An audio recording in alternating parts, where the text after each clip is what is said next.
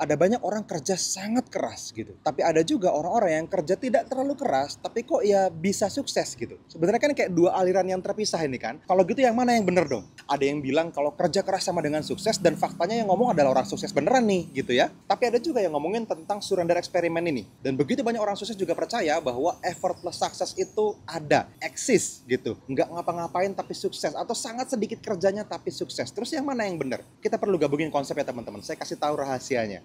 Ada satu kebohongan publik yang sering banget dibahas tentang kerja keras sama dengan sukses. Ini adalah sesuatu yang menurut saya perlu diperangin, teman-teman. Kenapa perlu diperangin? Karena banyak orang ternyata terjebak dengan statement itu ya, teman-teman ya. Oke, mungkin buat teman-teman yang baru pertama kali hadir ke dalam channel ini, teman-teman, saya ucapkan selamat datang dan salam kenal. Saya Fadli, saya adalah founder dari Kedamaian ID, dan di dalam channel YouTube ini, teman-teman, kita berbagi begitu banyak hal tentang kesuksesan, tentang abundance mentality, tentang gimana caranya kita lepas dari stres, depresi, fobia, trauma, hingga kita bisa menjadi versi terbaik diri kita. Balik lagi ke tema yang tadi saya sudah sebut di awal, teman-teman ya, ngomongin tentang kerja keras. Ada banyak orang kerja sangat keras gitu. Tapi ada juga orang-orang yang kerja tidak terlalu keras, tapi kok ya bisa sukses gitu. Sebenarnya kan kayak dua aliran yang terpisah ini kan. Ada orang yang sangat setuju bahwa kerja keras bisa membuat dia sukses. Ada loh orang-orang yang punya effortless success katanya. Sukses luar biasa tapi tidak begitu keras berusaha. Ada keilmuan yang kita perlu bahas, teman-teman, di video singkat ini ya. Ini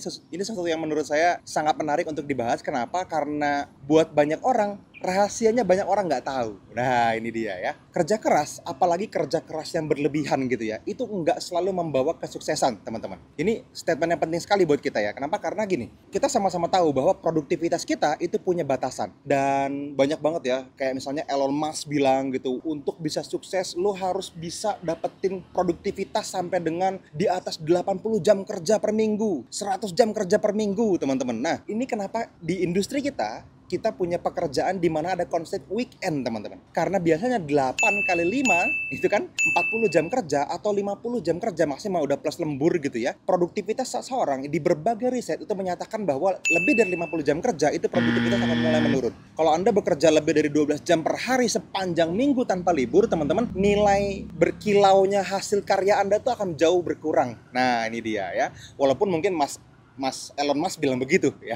Jadi ini sesuatu yang menurut saya perlu ditanggapin dengan bijak. Kalau kita ngomongin tentang setelah 50 jam kerja per minggu itu terlalu banyak dan bisa merusak kesehatan yang pertama. Yang kedua, merusak hubungan kita juga yang teman-teman pastinya nggak mau gitu kan. Saya bisa bilang ini sebagai sebuah nasihat yang populer di Instagram gitu ya, di YouTube, di mana-mana, di TikTok gitu ya. Nasihat populer yang salah. Bukan hanya Elon Musk, bahkan banyak motivator yang menyarankan kerja di atas 100 jam per minggu gitu ya. Dan sebenarnya tidak sepenuhnya salah sih, teman-teman. Cuman gini, efektivitas kerjanya akan sangat jauh berkurang. Dan saya percaya bahwa keseimbangan hidup itu lebih penting. Jadi kebayang ya, kalau misalnya teman-teman hari ini bekerja terus sampai dengan lebih dari 70 jam kerja per minggu misalnya, maka akan ada yang dikorbankan. Mungkin hubungan, mungkin keluarga, mungkin anak-anak misalnya, mungkin kebahagiaan Anda sendiri misalnya. Hal-hal seperti ini nggak bisa kita sebut sebagai life work balance kan gitu.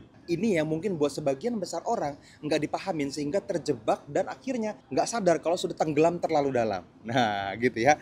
Jadi bisa kebayang kalau misalnya teman-teman hari ini ngerjain sesuatu yang teman-teman bilang sebagai sebuah kesuksesan yang dikejar, hati-hati gitu. Jangan-jangan Anda mengejar sesuatu yang sebenarnya nggak ada, yang sebenarnya semu. Ini bukan tentang seberapa teman-teman bisa keras bekerja. Yang lebih penting buat saya, menurut saya teman-teman, Anda benar-benar bisa mengelola kesadaran diri Anda sendiri sepenuhnya. Nah, ini penting. Ada satu riset menarik tentang surrender eksperimen. Ya, ini sudah ditulis dalam sebuah buku dan bukunya valid, teman-teman bisa cari, nanti saya kasih tahu ya. Ini ngomongin tentang kesuksesan itu bisa diraih dengan let go, dengan melepaskan. Teman-teman bisa bayangin nggak? Kita bisa melepaskan kontrolnya atau kendalinya dan tetap bisa sukses. Widih, bisa kebayang nggak tuh? Kalau teman-teman bisa ngelakuin ini menurut saya akan jadi sesuatu yang menghebohkan dunia gitu ya. Ada satu buku teman-teman yang ngebahas tentang The Surrender Experiment ini ya. Ini ngomongin tentang gimana caranya kita ngeflow, gimana caranya kita bisa mendapatkan mengalir begitu saja tapi dengan produktivitas yang luar biasa. Dan begitu banyak ahli bilang bahwa The Surrender Experiment ini juga berhasil mewarnai dunia ini. Sehingga ada begitu banyak orang yang sukses dan muncullah yang disebut sebagai effortless success.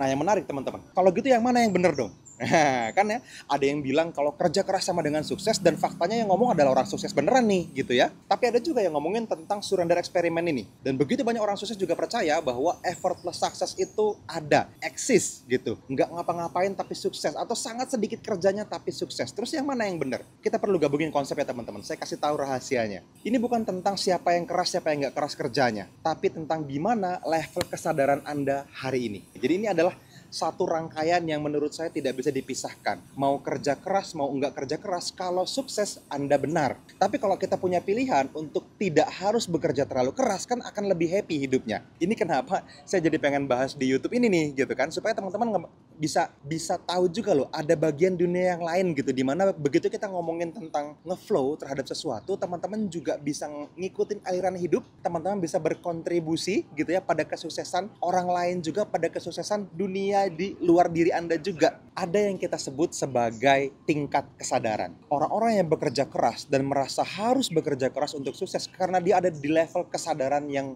paling rendah, level 1. Ada 4 level kesadaran sebetulnya ya teman-teman, nanti kita bahas di video yang lain ya. Tetapi banyak orang di level kesadaran yang terendah ini dia terpaksa harus kerja keras teman-teman. Satu-satunya cara untuk dia sukses adalah harus kerja keras. Ada yang bisa berhasil sukses, ada yang tidak, tapi syaratnya tetap kerja keras. Di level kesadaran yang semakin tinggi teman-teman, di level-level tertentu, di level tertinggi, di level 4 itu ya misalnya, Anda tidak perlu kerja keras tapi tetap bisa sukses. Ini yang kita sebut sebagai abundance mentality. Ini yang kita sebut sebagai magnet rezeki. Banyak orang bilang di mana-mana tuh ada gitu ya. Dan di Kedamaian ID teman-teman, ini kita bahas di dalam workshop kita tentang abundance mentality, tentang manifestasi, tentang gimana caranya, bukan hanya tentang kerja keras yang kita bahas, tetapi tentang gimana kita juga bisa memantaskan diri menjadi magnet yang luar biasa untuk rezeki, sehingga Anda tidak perlu bekerja terlalu keras, tetapi teman-teman bisa menarik rezeki dengan luar biasa di semua aspek kehidupan teman-teman. Di aspek spiritualitas, di hubungan sosial misalnya, secara finansial misalnya, secara hubungan, secara pengaruh, secara kesehatan, semuanya bisa membaik dan